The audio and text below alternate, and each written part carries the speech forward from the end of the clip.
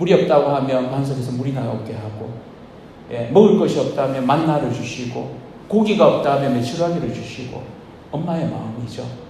오늘부터 5일간 우리 같이 나눌 말씀은 하나님에 대한 부분들을 좀 같이 나누려고 합니다.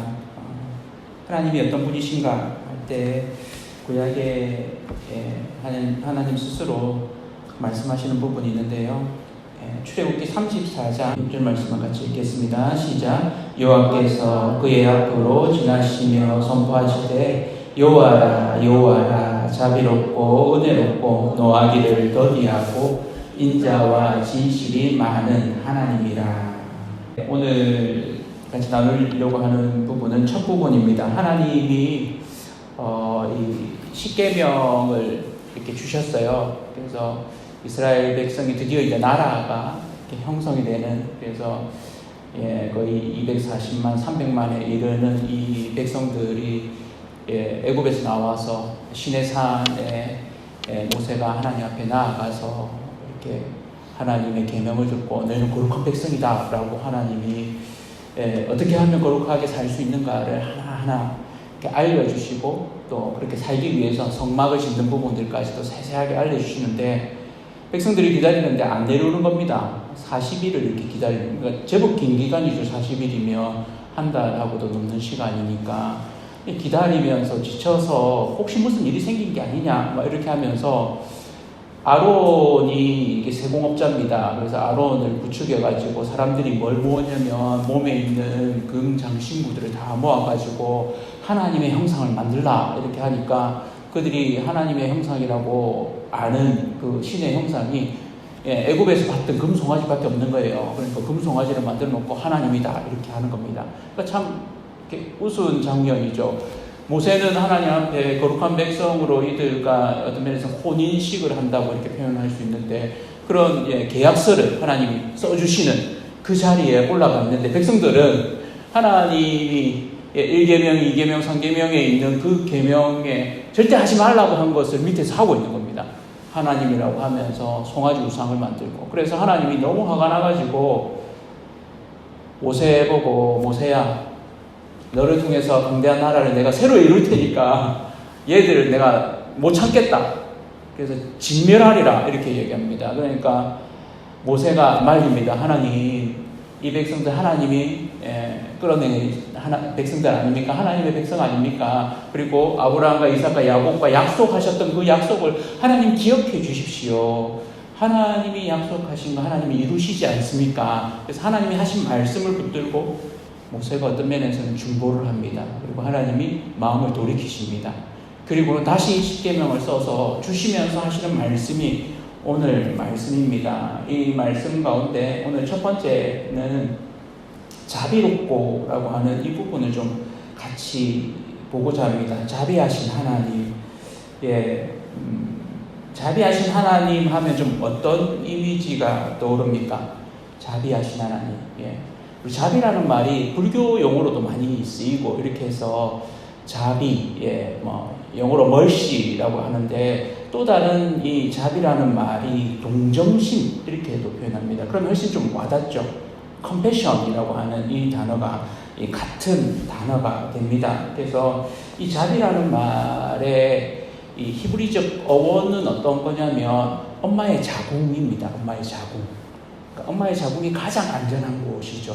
그러니까 자비하신 하나님을 표현하는 하나의 이미지를 이렇게 들려면 엄마의 자궁입니다. 엄마가 이렇게 그 자녀를 10개월 동안 이렇게 안고 있는, 철저하게 보호하는 이 레헴이라고 하는데, 이 레헴에서 나온 이 자비로운이라는 말이 라훔이라는 히브리어입니다. 그리고 명사형이 라하밈이라는 자비라는 말인데, 이 라함임을 잘 표현해주는 하나가 뭐냐면, 솔로몬이 이렇게 아주 지혜로운 판단을 했던 하나가, 애 하나를 두고 두 엄마가 와가지고 우리 애기입니다 이렇게 두 사람 다 똑같이 이렇게 주장하니까 솔로몬으로서는 누구가 정말 엄마인지 알 수가 없는 거죠. 그래서 한 사람이 실수로 자기 애기를 사실은 깔아뭉개가지고 이렇게 호흡곤란으로 지식사한 이 사건이 생긴 건데 두 엄마가 와서 서로 자기 아들이라고 이렇게 이야기하니까 어떻게 합니까? 칼로 반을 나눠라 이렇게 얘기하죠. 그러니까 진짜 엄마가 그러지 마십시오. 예, 저 어머니한테 주십시오라고 하는 그것이 이 자비를 아주 잘 표현하는 한 부분이 됩니다. 이런 마음처럼 하나님이 이스라엘을 이렇게 출애굽해서 그들이 광야를 지낼 때 물이 없다고 하면 반석에서 물이 나오게 하고, 먹을 것이 없다면 만나를 주시고, 고기가 없다면 메추라기를 주시고, 엄마의 마음이죠. 애기들이 엄마한테 뭐라고 합니까?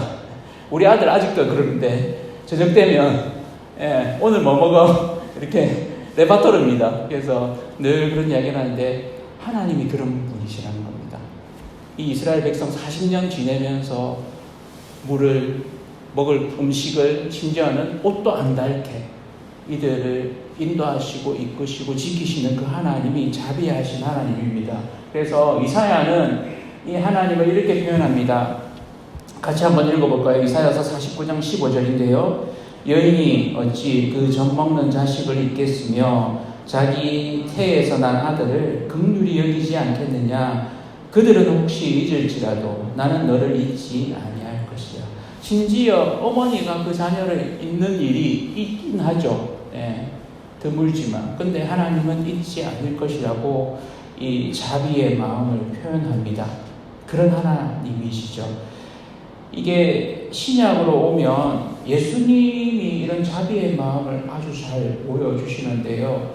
이 예수님이 보여주시는 자비의 마음을 동정심 혹은 불쌍히 여김, 그래서 컴패션이라고 이야기하는데 헬라어로 조금 어렵긴 한데 오이크티르모스라고 하거나 혹은 스플랑크니조마이 이렇게 얘기합니다. 스플랑크니조마이. 그래서 이 둘이 뜻이 조금 다르긴 한데 이 불쌍히 여기는 것을 말하는데 스플링크니조마이 같은 경우에는 자기의 내장이 뒤틀린다 이런 뜻을 가지고 있습니다. 그래서 예수님이 무리를 보시면서 불쌍히 여기시는 장면이 몇 장면이 있는데 마태복음 9장 36절에 보면 무리를 보시고 불쌍히 여기시니 이는 그들이 목자 없는 양과 같이 고생하며 기신합니다. 이들이 식민지 상황에서 먹지도 못하고 예수님 자꾸 쫓아오는 거예요. 예수님이 기적도 행하고 먹을 것도 주시고 이러니까 그래서 그들을 보면서 예수님이 느끼는 마음이 창자가 뒤틀리는 엄마의 마음을 느끼는 겁니다.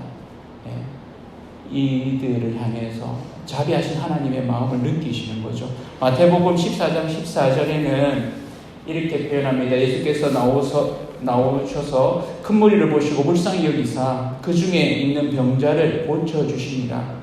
그들이 병 중에 있는 것, 또 귀신 들린 이들을 보면서 또 엄마의 마음으로 이들의 아픔을 같이 아파하면서 견디지 못하셔서 이들의 병을 고쳐주십니다.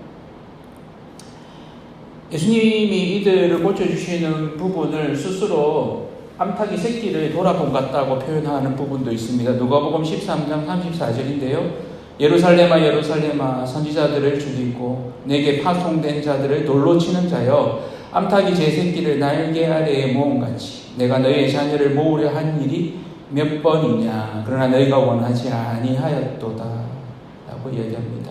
그러면서 이 하나님의 자비하심, 예수님의 긍휼을 경험한 사람은 동일하게 다른 사람에게 자비를 행한다고 또 자비를 행하라고 예수님이 이야기합니다. 같이 한번 읽어보실까요? 누가복음 6장 36절 말씀입니다. 같이 읽겠습니다. 시작. 너희 아버지의 자비로우신 같이 너희도 자비로운 자가 되라. 아멘. 에베소서 4장 32절에는 이렇게 명령합니다. 서로 친절하게 하며 불쌍히 여기며 서로 용서하기를 하나님이 그리스도 안에서 너희를 용서하신 같이 하라. 하나님의 자비하심으로 인해서 우리가 이 땅에 매일매일 먹고 지내고 그 돌보심을 경험하고 살아가고 있습니다. 그 자비하심이 우리 삶 가운데 풍성하게 임했음을 감사하면서 또 우리 역시도 하나님의 그 자비하심 같이 자비를 행하는 저와 온 성도님들 되시기를 축복합니다. 예수님께서 이 땅에 오셔서 하나님의 그 자비하심을 드러내시면서 병자들을 고치시고 그 못 먹는 이들을 향해서 먹이셨던 것처럼 우리의 삶이 생명의 떡 대신 예수 그리스도를 나누는 자로 또 먹이는 자로 그렇게 자비를 베푸는 그런 저와 온 성도님 또 우리 교회 되기를 축복합니다.